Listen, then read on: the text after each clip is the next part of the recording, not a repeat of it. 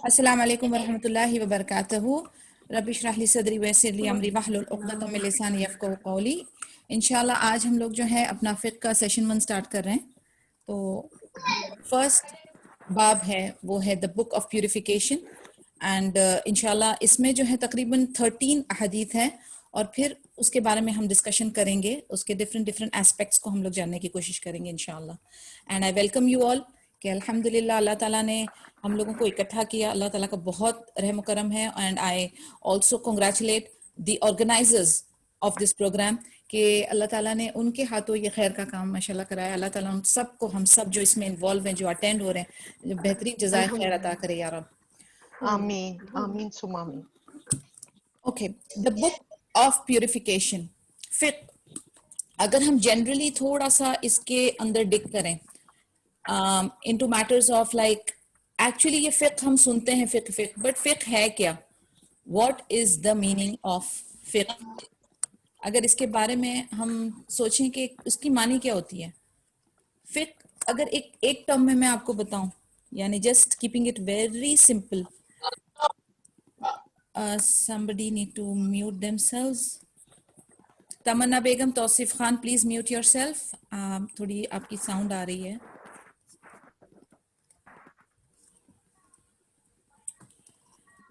Okay, जज़ाकल्लाह खैर।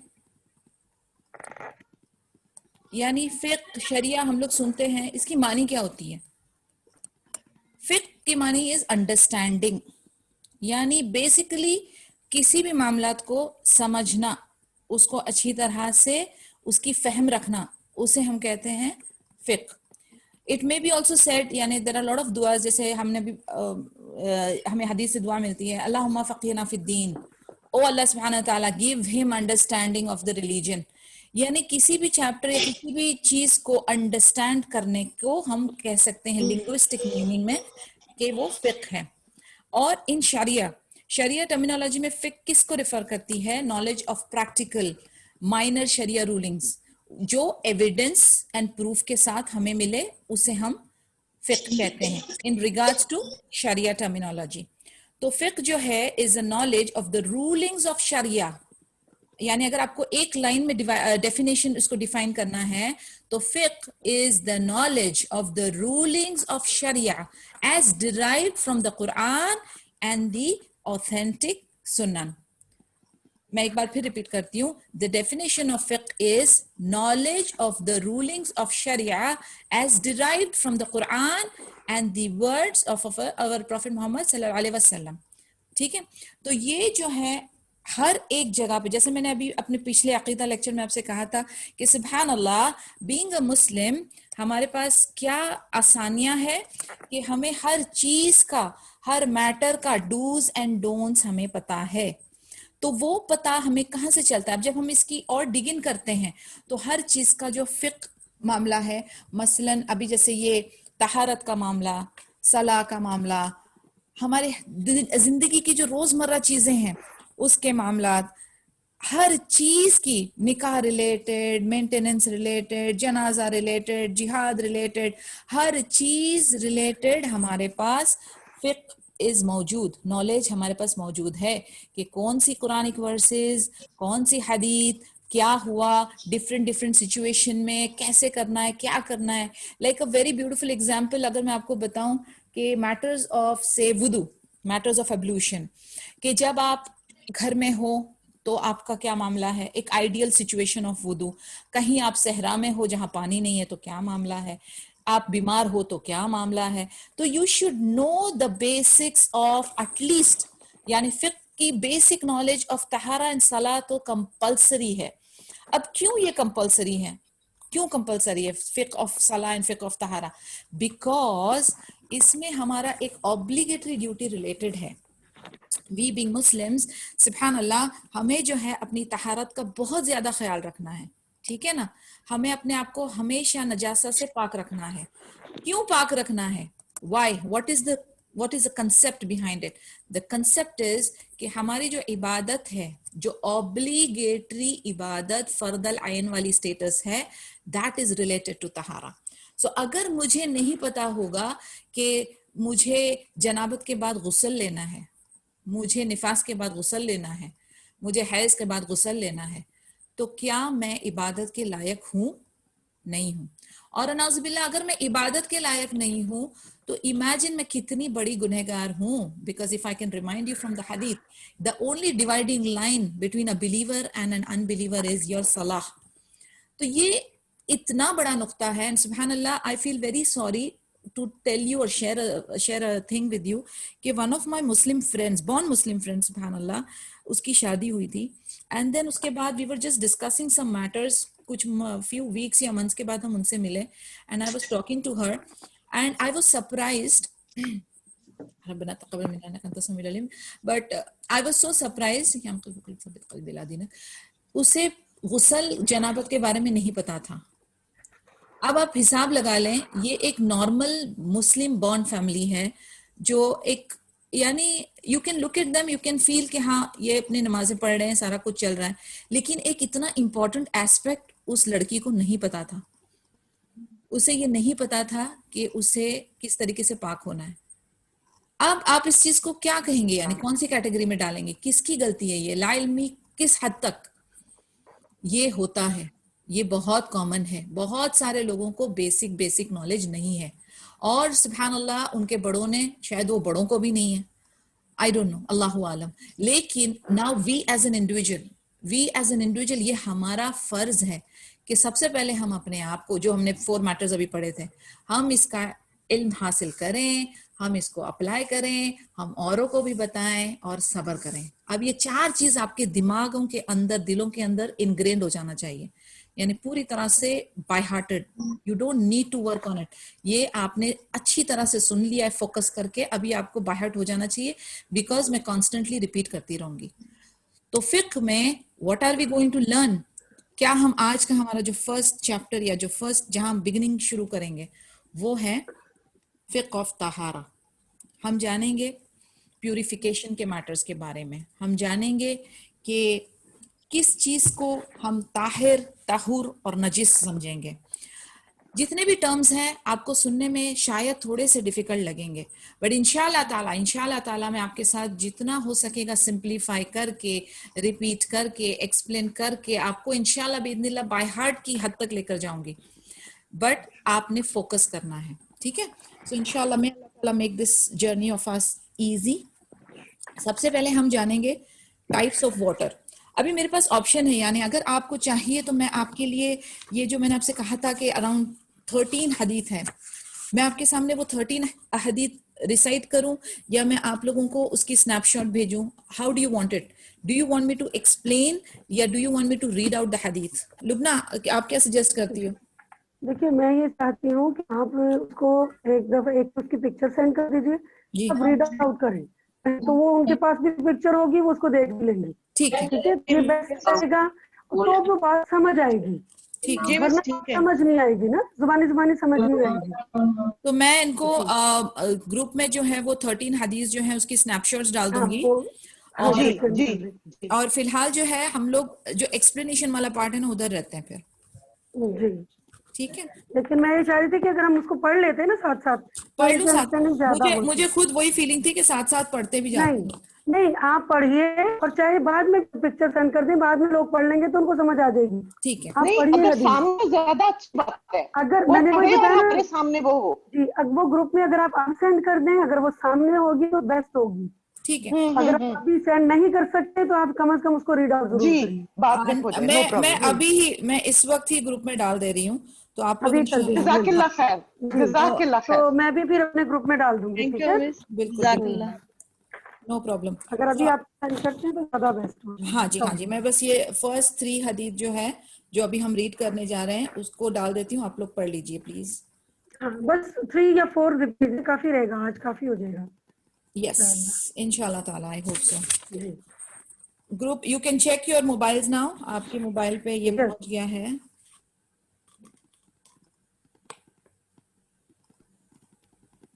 Okay, I hope it is clear. Alright, so हम जो है 3-4 अपनी जो हदीसें हैं वो पढ़ लेंगे इसके मुतालिक।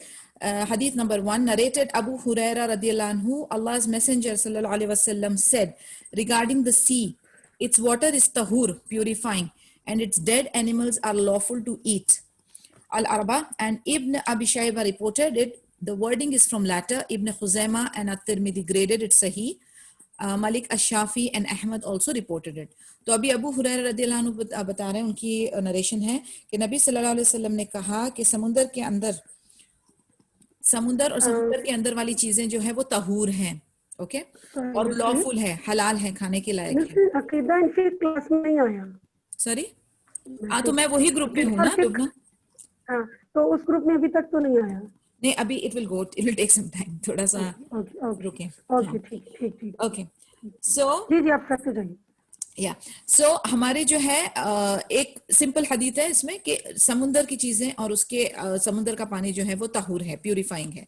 The wordings is from the latter Ibn Khuzaymah Ibn Tirmidhi, यानी ये सही का दर्जा दिया गया हुआ है इसको, तिरमिज़ी में भी और अहमद में है. ये सेकंड हदीत है, narrated Abu Saeed Al खुदरी, Allah's messenger sallallahu alaihi wasallam said, water is tahur, purifying, and nothing can make it impure. यानी पानी जो है वो ओरिजिनल अपनी स्टेट में जो है वो तहूर है, प्यूरिफाइंग है, और उसको कोई चीज इम्प्योर नहीं करती. ये भी सही है. दूसरी, ओके, नंबर थर्ड हदीथ है, narrated Abu Umamah al Bahili. Okay, Allah's messenger sallallahu alaihi wasallam said, water cannot be rendered impure by anything except something which changes its smell, taste and color. This is in Ibn Majah. And Abu Hatim ने जो इसे दईफ बताया है, अल बहकी ने कहा है कि water is purifying unless any impure thing is added to it which changes its smell or taste or color. तो इसके बारे में अभी थोड़ा सा आगे डिस्कशन लेकर चलते हैं. I don't know if it has received. Group में आया है अभी तक नहीं? ओके, नो, थोड़ा सा जो नेटवर्क है ना वो थोड़ा सा स्लो चल रहा है, बट दैट्स ओके, इंशाअल्लाह आ जाएगा. तो मुझे आप प्लीज थोड़ी सी नोटिफिकेशन दे दें कि यू हैव रिसीव्ड इट. हाँ, ऑलराइट. अभी हमने इसमें वर्ड्स जो हमारे लिए वर्ड्स टू बी नोटेड जिसे हम कहते हैं ना, ऑब्जेक्टिव्स, इसको पढ़ने के हमारे ऑब्जेक्टिव्स क्या हैं? Number 1 is to understand the impurities and its purification. यानी पहले हम ये मामला समझेंगे कि नजासा क्या है, और फिर हम कैसे ताहिर हो सकते हैं, कैसे प्यूरिफाई हो सकते हैं, कैसे पाक हो सकते हैं. उसके बाद there is something called ritual impurity, physical impurity, laws of ritual purification. यानी कि हमें अलग अलग लेयर्स ऑफ इम्प्योरिटी को भी समझना है. ठीक है, एक है वो जिस्मानी हमारी फिजिकल इम्प्योरिटी है, एक हमारी रूहानी इम्प्योरिटी है. तो वो हमें अच्छी तरह से उसके पीछे उसकी कैटेगरीज को डिस्टिंग्विश करना है. उसके बाद हमें फिर ये भी गौर फिक्र करना है कि स्कॉलर्स क्यों डिफर कर रहे थे. एक स्कॉलर की एक ओपिनियन, फिक्र में हमेशा मिक्स्ड ओपिनियंस रहती है, right. So we have to understand हर एक स्कॉलर का जो नुक्ता नजर है, उसने इसको क्यों ये समझा, क्या उसके पीछे वजह थी, because every scholar has a reason behind it, and we have certain notes with us जिसमें हम उसको थोड़ा सा डिस्कस कर सकते हैं कि ये स्कॉलर की ये डिफरेंस ऑफ ओपिनियन इसलिए थी क्योंकि उन्होंने ये नुक्ता यहाँ से पकड़ा. तो इंशाल्लाह ताला हमसे जहां तक हम सॉल्व कर सकते हैं ये मिस्ट्री को, तो हम करेंगे. उसके बाद हम जो है ना, अपना शरिया हमारा कितना कंप्लीट है, सुभान अल्लाह, कितना खूबसूरत, कितना कामिल है, इसके बारे में जानेंगे. क्योंकि जैसे मैंने आपसे कहा ना, छोटी छोटी चीजों का डिस्कशन है, डिफरेंट मुख्तलिफ सिचुएशंस का डिस्कशन है. तो we will try to understand that. उसके बाद हम इम्पोर्टेंस जानेंगे कि बीइंग अ मुस्लिम, एक पाक साफ ताहिर पोजीशन में रहना कितना इम्पोर्टेंट है, और उस चीज को हम अप्रिशिएट करेंगे, उस चीज को हम रियलाइज करेंगे. तो हमारा फिक्र पढ़ने का जो ऑब्जेक्टिव्स हैं वो ये 6 ऑब्जेक्टिव्स हैं. This is the reason why we are learning the फिक्र ऑफ तहारा. मिला हदीस? नहीं, अभी तक तो ग्रुप में नहीं आया. Allahu Akbar. Challenge, inshallah, Allah is sahal. Okay, to give you the Quranic reference for this, I will give you a reference here now. Surah number 30, verse 41. Surah 30, ayah 41. ये मैं आपको सिर्फ रेफरेंस दूंगी. Just go and check the translation and tafsir because आपको कुछ तो homework करना है. Okay. दूसरी जो रेफरेंसेस मैं आपको दूंगी, प्यूरिफिकेशन रिगार्डिंग, बिकॉज बहुत इंपॉर्टेंट है. जैसे मैंने आपको बताया कि ऑब्लिगेटरी फर्दल आइन हमारा इस एक्टिविटी पे डिपेंड करता है, तो इसीलिए it is very very important. दूसरी मैं आपको जो रेफरेंस दे रही हूँ वो सूरह बकरा की आया नंबर 222, सूरत अल बकरा आया नंबर 222. उसके बाद द रेफरेंस फ्रॉम हदीथ जो मैं आपको देना चाहूंगी, वी ऑल नो दिस, बहुत फेमस हदीथ है, इट इज जी अब आ गई, हाफ ऑफ ईमान, सॉरी अब आ गई, अब आ गई हदीस जी। अल्हम्दुलिल्लाह, अल्हम्दुलिल्लाह। लेकिन मैं आपको कहूंगी कि आप अभी एक्सप्लेनेशन पे ध्यान दें प्लीज। जी सही, जी, आप सिर्फ फोकस करें एक्सप्लेनेशन पे राइट नाउ। बाद में पढ़िए। हाँ जी जी, बाद में, क्योंकि मैं रीड आउट कर चुकी हूँ, तो आप बाद में उसको पढ़ें, क्योंकि ये explanation is very very important right now, बहुत बारीक होता है ये, आप ओके इसको समझने की कोशिश करें। ओके नसरीन, सूरह 30 आयत नंबर, वन आयत नंबर, जो मैंने सूरह previous 30, 41 yes yes previous, 41, okay जज़ाकल्लाह। हाँ जी, ओके। आगे दूसरा बोलिए। रेफरेंस इज सूरत अल बकरा आया नंबर 222, 222, यस। सूरत अल बकरा आया नंबर 222, और उसके बाद वेरी फेमस हदीथ though I am going to quote now, nisf iman, it is half of iman, as Prophet Muhammad sallallahu alaihi wasallam said, purification at tahur is half of iman. This is recorded in Sahih Muslim. दूसरी hadith reference, it is a condition of one of the pillars of Islam. ये एक condition है, वाजिबात में से है कि you should be in a state of wudu while you are in a state of salah. तो आप देख लें कि कितना इंपॉर्टेंट है। कुरान को भी टच करने के पहले ये है शर्त है, तवाफ के पहले भी ये एक शर्त है। तो दिस इज वेरी इंपॉर्टेंट, हमारे मेजर ऑब्लिगेटरी इबादा में इसका इंपॉर्टेंस है। And this hadith is also recorded in Sunan Tirmidhi. It is a condition of one of the pillars of Islam, as Sallallahu Alaihi Wasallam said, Salah will not be accepted without purification. This is from Sunan Tirmidhi. Okay, so linguistic माने और इसका legal definition क्या होगा? Okay, what will be the linguistic लघवी माने और legal definition इसका क्या होगा? Removal of physical impurity, मसलन आपके body, clothing और place of worship जो हैं उसमें से physical impurity, by physical I mean to say कि कोई ऐसी गंदी चीज जो नजासा वाली चीज जो आप हाथ से उठा लें, कोई ऐसी चीज जो आपके बॉडी या कपड़े पे लगी हो जिसको आप हाथों से साफ करके हटा दें, that is the physical impurity. तो वो फिजिकल इम्प्यूरिटी और फिजिकल नजासा को आपको निकालना होगा। उसके बाद the second category is lifting of the state of ritual impurity. मसलन माइनर इसमें हम लें तो माइनर रिचुअल इम्प्यूरिटी का मानी जैसे अगर आप यूरिन पास करते हैं या आप विंड पास करते हैं तो ये हो गया आपका माइनर रिचुअल इम्प्यूरिटी। अब मेजर रिचुअल इम्प्यूरिटी क्या होगा? जो आप हैज के बाद आप शावर कर रहे हैं या आप जनाबत के बाद का जो शावर ले रहे हैं, दैट विल गो, या पोस्ट निफास, that will go in your major ritual impurity. तो अब आप समझ लें, दो हमने मोटे मोटे कैटेगरी हम समझ लें कि एक है फिजिकल इम्प्यूरिटी जो कि एक्चुअल नजासा आपके कपड़े, आपकी बॉडी और आपकी जगह ऑफ इबादा पे हो। दूसरा हम समझते हैं रिचुअल इम्प्यूरिटी, जिसकी दो और कैटेगरी बन जाती है, माइनर रिचुअल इम्प्यूरिटी और मेजर रिचुअल इम्प्यूरिटी। माइनर में आएगा passing of urine and wind and stuff, और मेजर में आएगा पोस्ट मेंसेस, बाद हैज और बाद जनाबा और बाद निफास। Going forward, understanding the ruling pertaining to water, यानी अभी हमारे लिए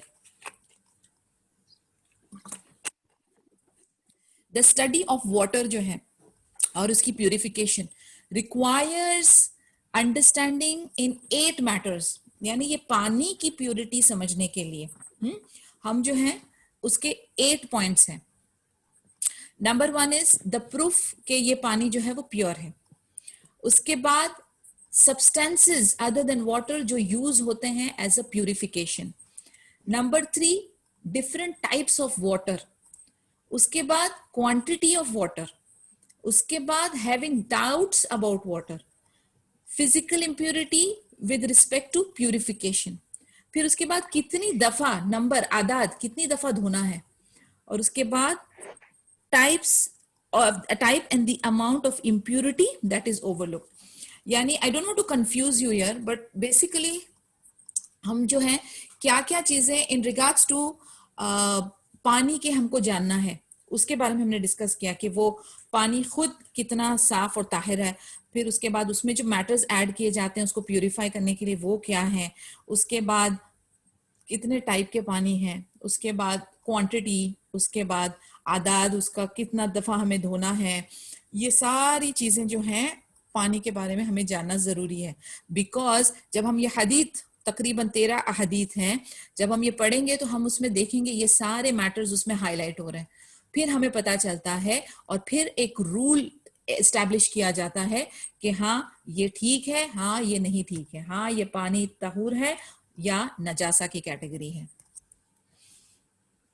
Another reference I'm giving from Quran, purity of water के लिहाज से, सूरह अनफाल वर्स नंबर 11, सूरह अनफाल वर्स नंबर 11, और दूसरी रेफरेंस है सूरत अल फुरकान वर्स नंबर 48, सूरत अल फुरकान वर्स नंबर 48। और हदीस के हवाले से अबू दाऊद के एक हदीस है, verily water is pure, nothing makes it impure. And सुनन अल अरबा से एक है, its water is pure and its dead are हलाल, जो अभी हमने हदीस में डिस्कस किया था। ओके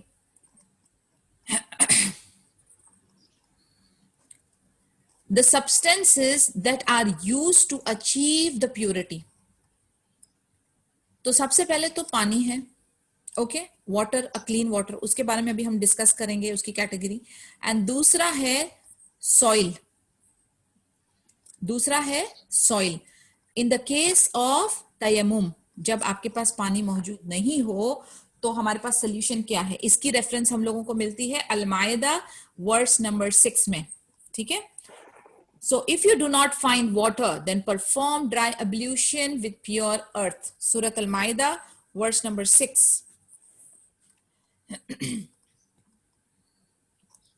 अब एक सवाल, can other substances be used? क्या कोई दूसरी शय चीज यूज हो सकती है? तो इसमें दो ओपिनियन है। एक ओपिनियन कहता है वाटर रिमूव्स इम्प्योरिटी, यानी पानी जो है वो नजासा खारिज कर देता है।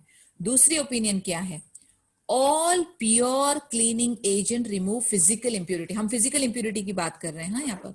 तो ऑल प्योर क्लेंजिंग एजेंट वो क्या है, जैसे कि कोई लिक्विड, धूप, सनलाइट, विंड, मिट्टी, अर्थ, सॉइल, यानी ये चीजें। अब आप देखें दो ओपिनियन है कि कोई अगर फिजिकल इंप्योरिटी हो तो उसको साफ या वो नजासा लिफ्ट करने के लिए हम क्या कर सकते हैं। दो ओपिनियन है। एक ओपिनियन कह रहा है कि सिर्फ पानी जो है वो इम्प्योरिटी को निकाल सकता है, खारिज कर सकता है। दूसरी ओपिनियन है कि क्लीनिंग एजेंट्स जो हैं पानी के अलावा क्लीनिंग एजेंट्स क्या हो सकते हैं, it could be a liquid, यानी आजकल हम लोग के पास मिलता है ना spot removal fluid and all that, disinfectants and all that, तो वो फ्लूइड। एंड सनलाइट, धूप से भी आपको पता है कि जरासीम मर जाते हैं। विंड, जैसे कि हम वैक्यूम क्लीनिंग करते हैं वो लिफ्ट हो जाता है जो गंदगी है। मिट्टी and soil. So permissibility of using stones instead of water for cleaning after relieving oneself. हमें पता है ना इस्तंजा के बारे में, इंशाल्लाह we'll discuss it in the later chapters. And then removing impurity from sandals by wiping them on the ground. आपको पता है ना जूते, इनफैक्ट बहुत रिसेंटली इसके बारे में डिस्कशन चल रहा था कि आप अपनी सलाह वेयरिंग योर शूज कर सकते हैं। अभी जिन्हें इसकी नॉलेज है दे नो अबाउट इट, जिन्हें इसकी नॉलेज नहीं है उन्होंने कहा बेहुरमती आप जूतों के साथ कैसे नमाज पढ़ सकते हैं। बट अगर आपको इसकी नॉलेज होगी तो you will know what are the conditions, and in fact it's one of the सुन्ना, बिकॉज नबी सल्लल्लाहु अलैहि वसल्लम ने भी किया है। एनीवेज वो आज का मौजू नहीं है, बट वी विल डिस्कस इंशाल्लाह जब टाइम आएगा, when we will be doing the फिक्ह ऑफ सलाह, उसमें हम इसको कवर करेंगे। So anyways to understand this, अब पानी की जो इकसाम है उसकी तरफ पहुंचते हैं। नाउ अभी गौर से सुने पानी की टाइप्स कितनी होती है। व्हेन आई से द टाइप्स ऑफ वाटर, पानी can be divided into 3 categories. पानी को हम 3 कैटेगरी में डिवाइड कर रहे हैं। नंबर 1 इज ताहुर, ताहुर is purifying. Number 2 is pure, ताहिर। एंड नंबर 3 इज इम्प्योर, नजिस। मैं फिर से रिपीट करती हूं, types of water. Type 1 is purifying, ताहुर। अब ताहुर का मानी क्या है? ताहुर water is not only pure in and of itself, but it possesses the attributes of purification. मानी ताहुर पानी जो है वो प्योर है, और उतनी हद तक प्योर है जो उसमें सिफत है कि वो आपको भी प्योर करें। मसलन वो पानी जो आप पी भी सकते हो और उससे वुजू भी कर सकते हो। दिस वाटर जो है, ये जो पानी है, ये अपनी ओरिजिनल क्रिएशन में होता है, यानी ना तो उसकी कलर, ना तो उसका स्मेल, ना तो उसका टेस्ट खराब हुआ है या चेंज हुआ है। मसलन इसकी एग्जांपल मैं आपको दूं, अंडरग्राउंड वाटर, रेन वाटर, ये ताहूर वाटर है, ताहूर। नंबर 2, ताहिर। Water is pure. Water is pure in and of itself, but it does not possess the property of purification. यानी ये वो पानी है जो कि प्योर है, लेकिन इस पानी से आप वुदू नहीं कर सकते, आप प्यूरिफाई नहीं कर सकते अपने आप को, आप रिचुअल इम्प्योरिटी जो है ना, इसके थ्रू नहीं हासिल कर सकते। अब इसकी एग्जाम्पल क्या होगी? For example T, orange juice, ये पीने लायक तो है, मगर क्या आप ऑरेंज जूस से वजू कर सकते हैं? नहीं कर सकते। क्या आप चाय के साथ अपने आप को पाक कर सकते हैं? नहीं कर सकते। तो ये पानी आपके पीने लायक तो है, ताहिर है, मगर ये तहूर वाली स्टेटस पे नहीं पहुंचेगा, आप इससे प्यूरिफिकेशन नहीं कर सकते। नंबर 3, इम्प्योर, नजिस वाटर। इसमें इसका मामला ये है कि ये पानी के अंदर कोई नजासा, इम्प्योर सब्सटेंस मिक्स हुई है और इसकी स्मेल, इसका कलर और इसका टेस्ट चेंज हो गया है। एग्जाम्पल जैसे गटर और सीवेज का पानी जो है, या कोई भी ऐसा पानी जिसमें कोई गंदी इम्प्योर नजिस मैटर ऐड कर दी गई है। तो ये 3 कैटेगरी है, ताहुर, ताहिर एंड नजिस।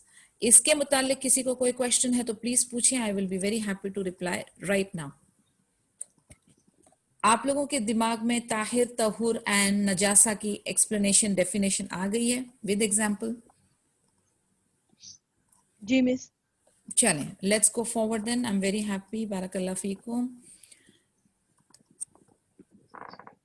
अब मिस, जी जी जी, sorry, somebody is asking. Miss, जी जी बोले। Thank you miss. आपने माइनर का बोला था मसला, यूरिन पास करना, विंड पास करना, हैज वगैरह, लेकिन उसके बाद आपने मेजर माइनर बोला था।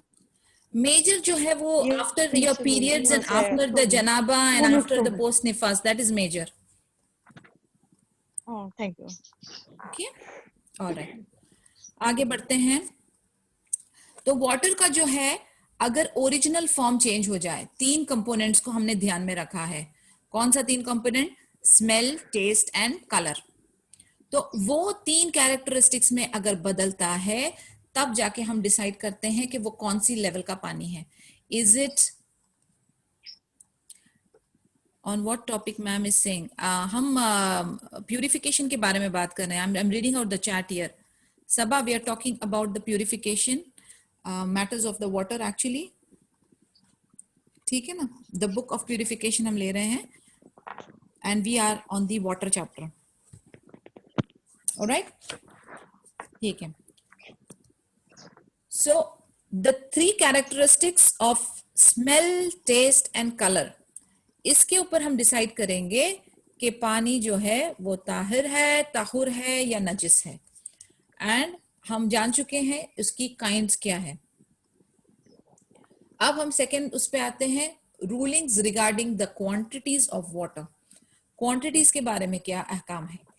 Pertaining to the quantity, rule number 1, any amount of water that has mixed with something pure and has significantly changed in color, taste or smell is regarded as that new substance.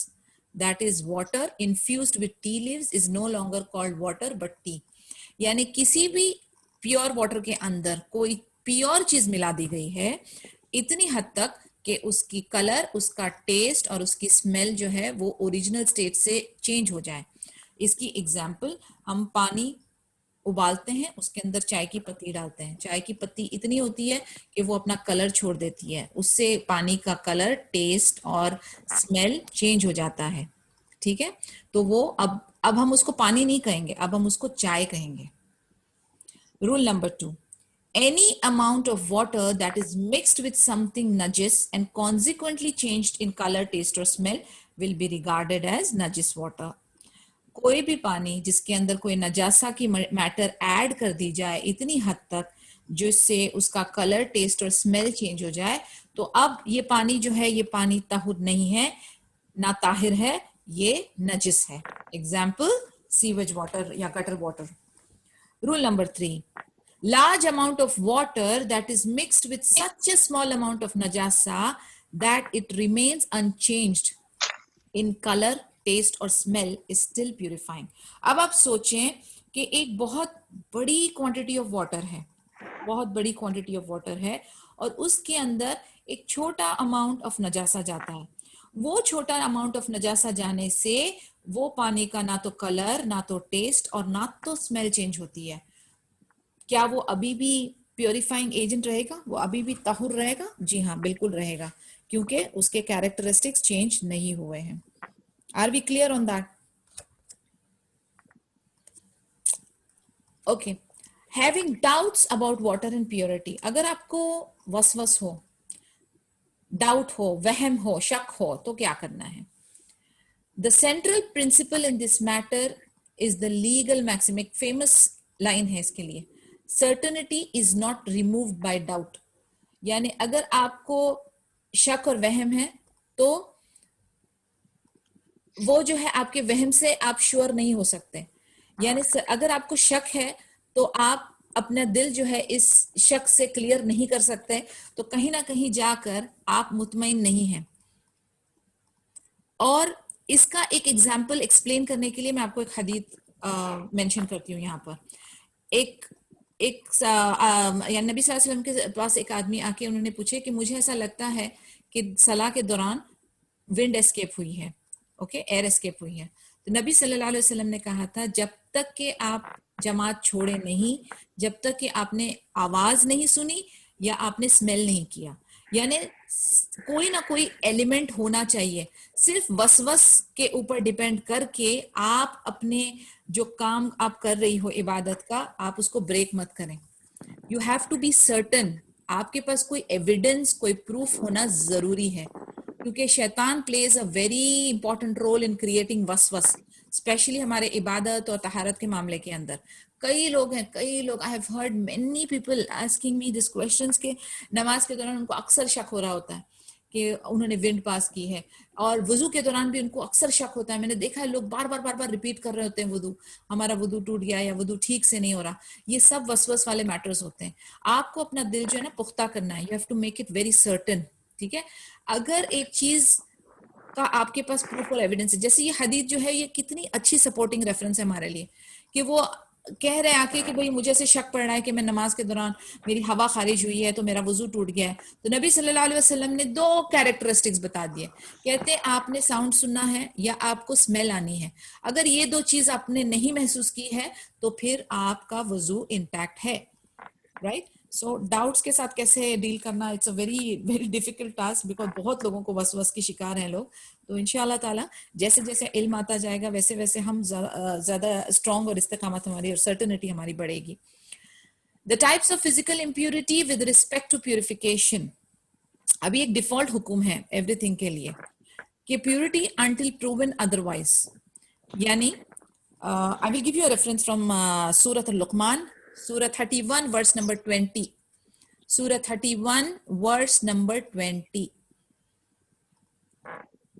Allah has made subject to you whatever is in the heavens and whatever is in the earth. Definitely go and check this ayah.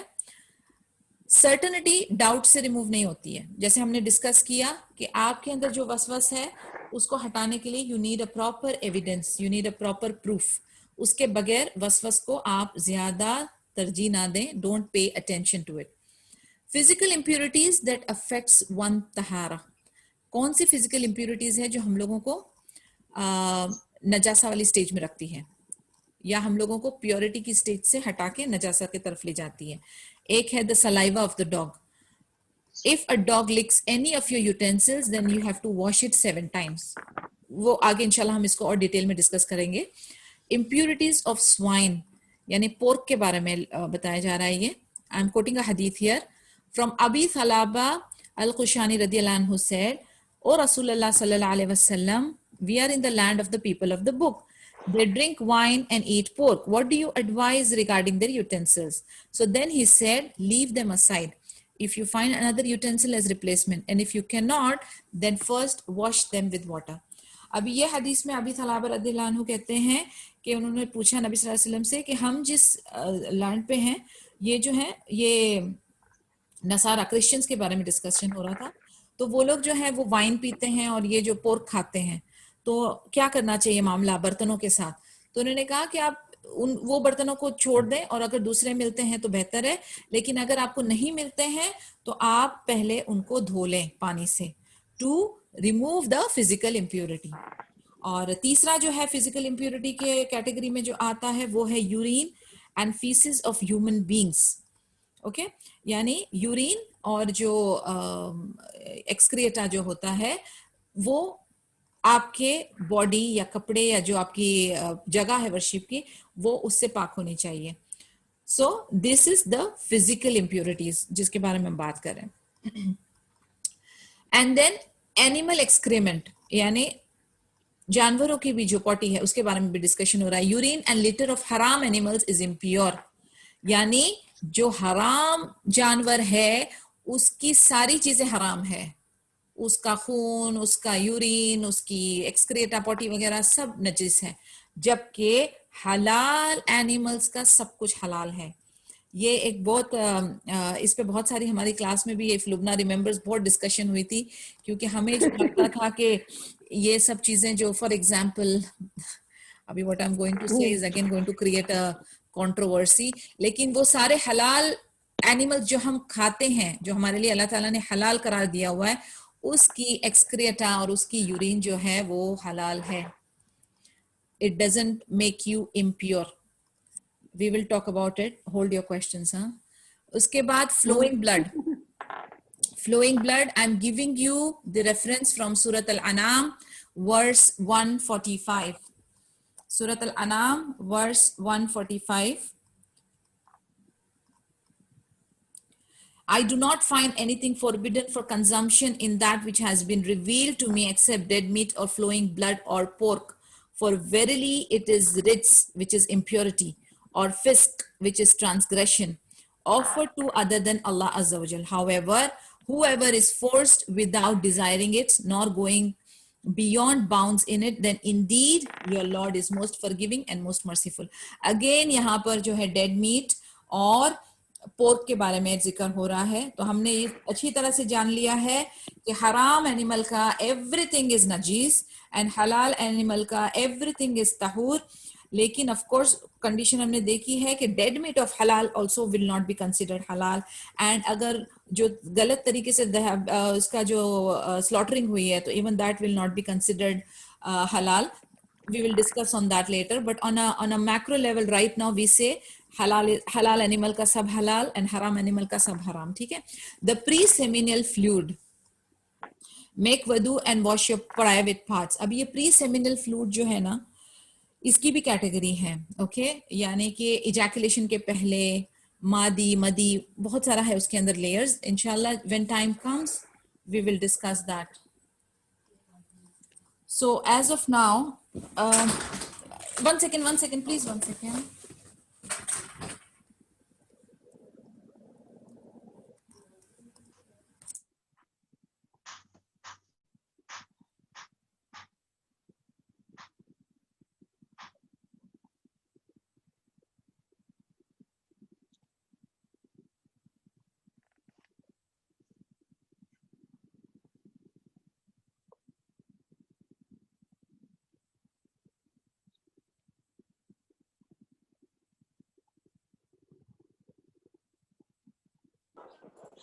Okay, sorry.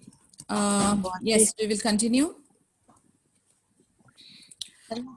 Okay, the pre-seminal fluid के बारे में जो हम discuss कर रहे थे कि there are stages in that मादी मदी, and then when it is considered, एक पोजीशन पे हमें सिर्फ वुदू करना है, we just have to wash the private parts, और एक पोजीशन पे जहाँ पर आपके गुस्ल लाजिम है. And then there is a hadith, Aisha radhiyallahu anha is narrating that Nabi sallallahu alaihi wasallam used to simply scrape off semen from the clothes of Rasulullah sallallahu alaihi wasallam, and then he would pray in that clothes. यानी अभी जो मैं कह रही हूँ may be आप लोगों के लिए ये फर्स्ट टाइम इंफॉर्मेशन होगी, but then that's the fact as per the hadith कि सीमन जो है जो फाइनल इजैकुलेशन के बाद यानी देखा जाए तो हम सीमन जो है in its entirety is not considered impure. Abhi, there are two opinions on this. Shafi and Hanbali has categorized it as a pure category, and Hanfi and Maliki has taken it as impure category. Okay, तो ये different opinions हैं. हम किसी को भी सही किसी को भी गलत नहीं करेंगे. We'll just learn about it कि why it is considered impure or why it is considered pure. अब जो प्योर कहते हैं which is Shafi and Hanbali they say it is by default purity है उसके अंदर. It is the origin of the man and it was scraped off यानी physical impurity had been removed and that is a condition. That is the reason it is considered as pure. Now why it is considered impure as per Hanafi and Maliki? It was washed off the clothing. यानी अगर ये impure या pure होता तो wash off करने की जरूरत नहीं पड़ती. तो दैट इज अ दलील. It was washed off. उसके बाद it exits from the private part like urine. यानी जो organ involved है, it is the same organ, same route where urine is passed.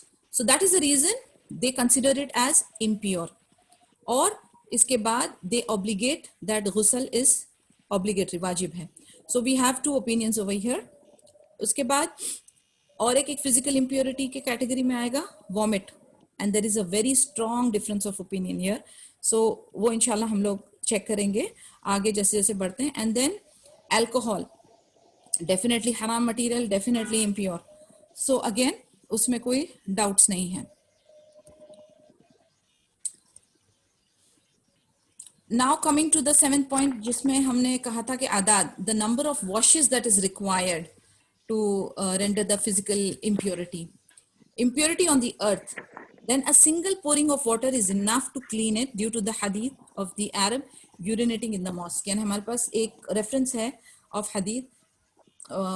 Girls, 1 second, adhan हो रही है. We'll just take a pause here for a minute.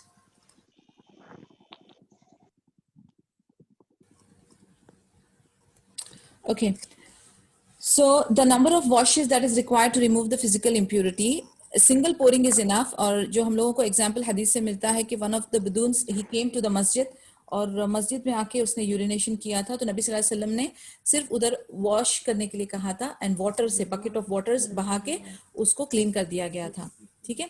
So impurity of on any object. If any of you were to wake up from his sleep then let him not put his water into any vessel until he has washed his hands 3 times. यानी जब आप सुबह उठ रहे हैं तो सबसे पहला जो काम है अब जाके जो सुन्नत का तरीका है it's to wash your hands 3 times because नींद की हालत में यू हैव नो आइडिया कहाँ कहाँ आपके हाथ गए होंगे और आपके हाथ जो है वो प्योर नहीं होते फिर. So we know how many times. यानी एक जगह पे हमें एग्जाम्पल दिया गया हुआ है एक टाइम का जो पानी बकेट उन्होंने बहाया था एंड देन 3 times का जो हाथ धोया गया था. So we know the adad now. Ruling on utensils and other objects. Actually, let us stop here. Ruling on utensils and other objects. We will take some questions because फिर हमें discussion का time नहीं मिलेगा. And fiqh में there are mainly discussions. So I'm noting down the questions. If you have any, please. Yes, Reen, go ahead. ये utensils को लेकर मुझे एक सवाल था.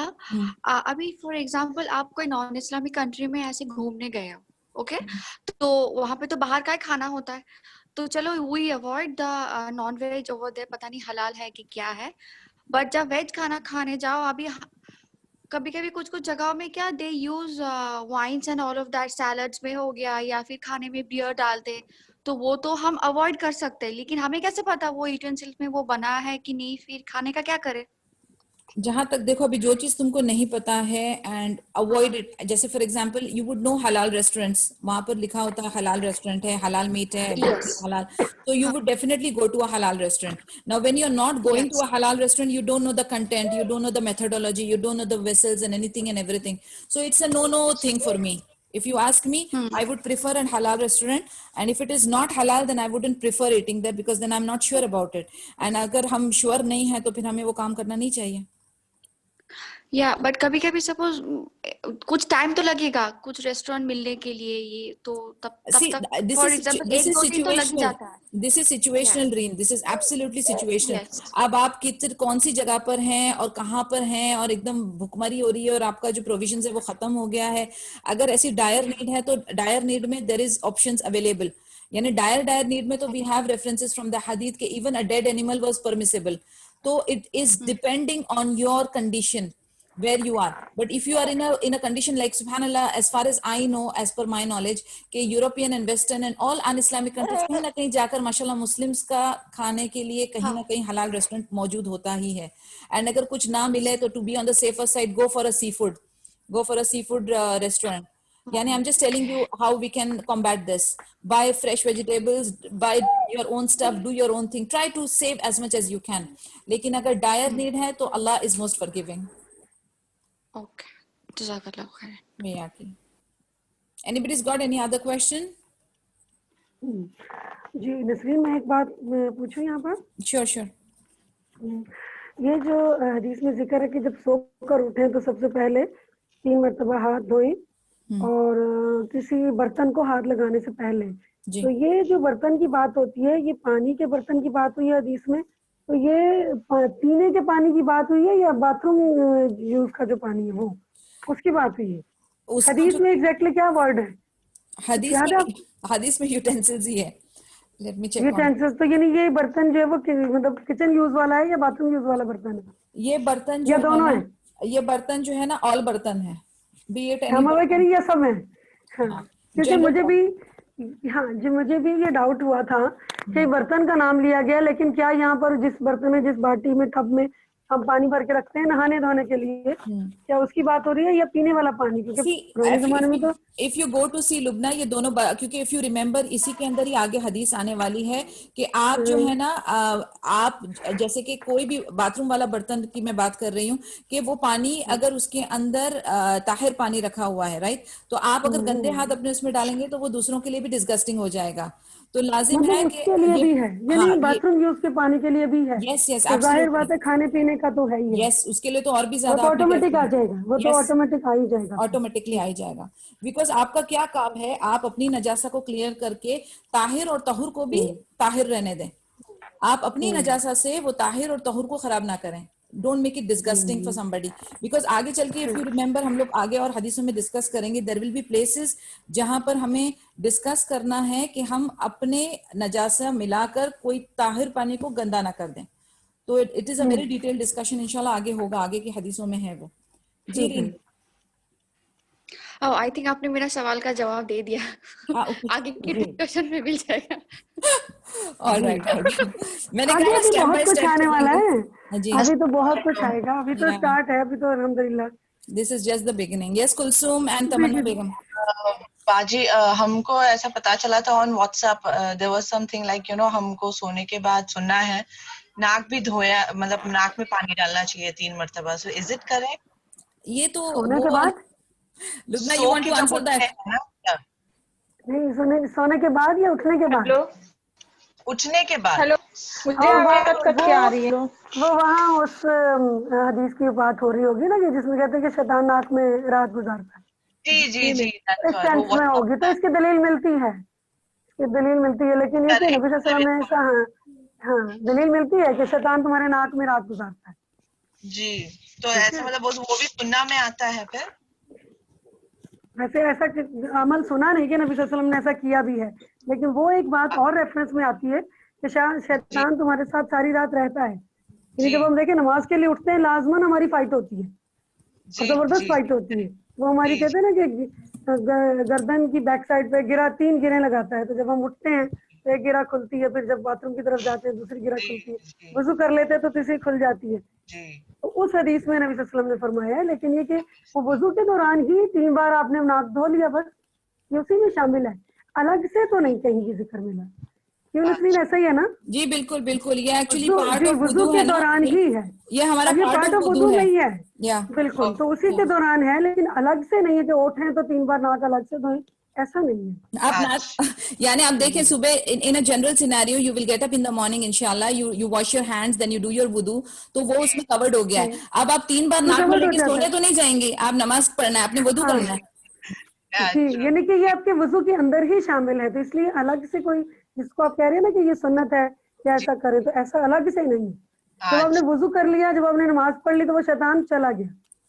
सही इसे है। एक सवाल पूछना था। जी जी नूर। वो किसी का जब मिसकैरेज हो जाता है ना, तो उसका जी। छिलता है। क्या, एक मिनट, क्वेश्चन नहीं समझ आया। मिसकैरेज के बाद का क्या वर्ड बोला आपने? मतलब उसको 40 डेज रहना है, निफास होगा, ये क्या है? 40 डेज का मैं आपको एक कॉमन आपको रूल बता दूं, 40 days is a maximum cap. हो सकता है some females will bleed only for 10 days और 12 डेज और 5 डेज और 8 डेज और 6 डेज, लेकिन जिस वक्त आप पाक नहीं, हो जाते नहीं, हैं तो यू विल कंटिन्यू पूरा प्रेइंग। नहीं, मिसकैरेज का पूरा 40 डे लेना पड़ेगा, मिसकैरेज का 2 महीने। यही नूर मैं आपको वो वही यही बताना जवाब दे रही है। नूर वही लुबना बता आप रही है। एक्सप्लेन करती हैं। जी नूर, इसमें यह है कि जो 40 डेज है ना, वो ज्यादा से ज्यादा मैक्सिमम डेज है। इससे पहले अगर आप 30, 25, 20 डेज में अगर आप पाक हो जाती हैं, ब्लीडिंग खत्म हो जाती है, तो आप नहा कर पाक होकर नमाज पढ़ सकती हैं। 40 डेज है ना, वो मैक्सिमम डेज है। वो ठीक है? 40 डे यानी अगर उससे पहले साफ हो जाओ, बिल्कुल, लेकिन 40 तो वो सिर्फ मिसकैरेज में नहीं है, वो आम भी है। बच्चे की हाँ। पैदाइश के बाद 40 डेज से पहले अगर आप पाक हो जाते हो, तो आप नमाज आपके लिए फर्ज हो जाएगी। लेकिन अगर 40 डेज के बाद भी आप पाक नहीं होते हो, तो फिर वो इस्तिहादा में जाएगा। ठीक है, यहाँ पे मकसद है 40 डेज का बताने का, ये मकसद है। हाँ, ठीक हद है है। जी, यानी हद बताई गई है कि 40 दिन आप इंतजार करेंगे, उसमें अब नमाज आपके लिए फर्ज नहीं रहेगी, माफ हो जाएगी। लेकिन उसके बाद भी अगर जारी रहता है, तो फिर वो एक अलग बीमारी है, वो इस्तिहाजा है, उसमें फिर नमाज आपको पढ़नी पड़ेगी, चाहे ब्लीडिंग आपकी जारी भी हो। यानी 40 दिन मैक्सिमम है। मैक्सिमम डेज है 40। हाँ जी, वो सही। चाहे मिसकैरेज हो या चाहे आपका बच्चा जो है वो सही सलामत पैदा हो, दोनों सूरतों में ऐसा ही। जी नसरीन, सही कह रही हूँ? बिल्कुल सही, बिल्कुल सही, बिकॉज ये हम लोगों ने 40 दिन बनाकर रखा हुआ है, तो ब्लीडिंग बना लिया है। हाँ, तो ये पता होना बहुत जरूरी है, पता है आपको। और क्योंकि इसी वो तरह कज़ा हो मेंसेस जाए। में भी जो जी, वो मेंसेस में भी जो मैक्सिमम डेज है ना, वो 10 डेज है, और 10 दिन तक आप इंतजार करेंगे। इससे पहले आप 6 डेज, 7 डेज, 8 डेज अगर आप पाक हो जाएंगे, तो आपके लिए नमाज फर्ज हो जाएगी।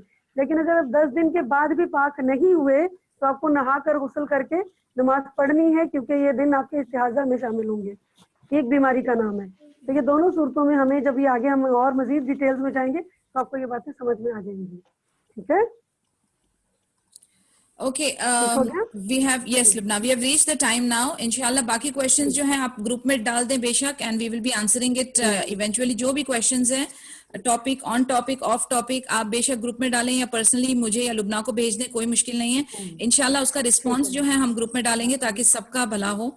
इट इज फॉर खैर फॉर एवरीवन इंशाल्लाह। तो हम लोग, 2 घंटे गुजरने का पता ही नहीं चला, मैंने 1 मिनट में गुजर गए। अल्हम्दुलिल्लाह। सुब्हानकल्लाहुम्मा व बिहम्दिका नशहदु अल्ला इलाहा इल्ला अंता नस्तगफिरुका व नतूबु इलैक। अस्सलामु अलैकुम व रहमतुल्लाहि व बरकातहू। इंशाल्लाह with my lecture you will meet next week. बाकी बीच में जो शेड्यूल है, इंशाल्लाह आप अपनी दूसरी टीचर्स को, मैं आप सबको दावत दूंगी, सबको इनविटेशन दूंगी कि हमने आपको पूरा एक प्रोसेस बता दिया है। डेली जो क्लासेस हो रही हैं, आप सब उसमें शामिल हो। तो ठीक है, आप लोग मुझे अगर अपने लिंक भेज देंगे, तो फिर मैं आप लोगों को भी उस क्लास का लिंक भी भेज दिया करूंगी। ठीक है? लुबना आप जो है ना, बेहतरीन दोस्ती मुझे आज मिली है, बहुत अच्छा लगा मुझे। लुबना आप बहुत ना सारे नए अपना लोगों से मुलाकात हुई। जी लुबना, दूसरी क्लासेस का लिंक जो है वो आप ये अकीदा वाले ग्रुप में शेयर कर दें, तो those interested they will join that group. या जी जी, बिल्कुल बिल्कुल। अब ये ग्रुप बन गया ना हमारा, जी तो जी आप सब लोग इसके अंदर जो है ना, वो ऐड हो चुके हुए हैं आप सब लोग। हाँ, तो बस ठीक है, उसमें भी मैं ये लिंक भेजा करूंगी। जो जो लोग आना चाहें, तो वो प्लीज जरूर आए।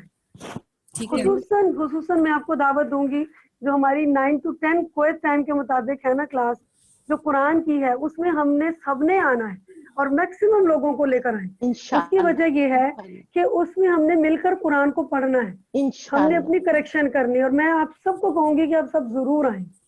वो 1 घंटे की होगी ना, मुझे कुछ वो डेली होगी, वो संडे टू थर्सडे डेली होगी। 1 घंटा हमने कुरान के साथ बैठना है, टाइम स्पेंड करना है। Morning 9 to 10 morning every day. उसमें ये कि हम एक एक रूल, एक एक छोटी छोटी बात